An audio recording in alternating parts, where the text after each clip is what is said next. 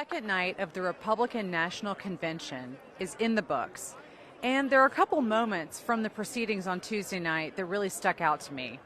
Tonight was a big moment for delegates here in Milwaukee to hear from a lot of other Republicans who challenged Donald Trump, their new nominee, for this year's nomination for the general election. Among those who were on stage were businessman Perry Johnson, as well as entrepreneur Vivek Ramaswamy. Both of those candidates strongly supported Trump as soon as they got out of the race, and they got a pretty good reception from here in the Pfizer Forum.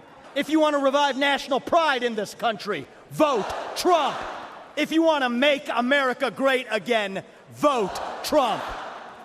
But the two other names that people were really wondering to hear, what are these candidates going to say? Nikki Haley and Ron DeSantis. Nikki Haley was up first, and the former South Carolina governor and UN ambassador was honestly greeted with a mixed reaction at first. There were a lot of cheers, but there were also a lot of boos. A lot of the delegates who were standing around me at the front of the hall, right in front of the stage, were really not super excited sounding to hear her. But through the course of her remarks, Haley really seemed to win over a lot of those delegates as she talked about unity, as she talked about going into a general election as a Republican Party that's unified strongly behind its nominee in Donald Trump.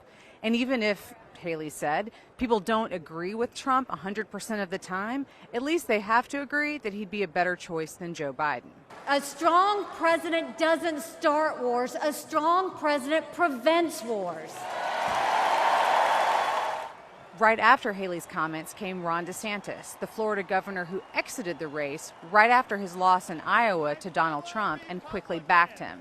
DeSantis got a very warm welcome from the delegates here and spent a lot of his stump speech, as he did basically on the campaign trail, talking about a lot of failures he saw within the Biden administration and making an argument for the Trump campaign as to why Trump should lead Republicans into victory against Joe Biden this fall.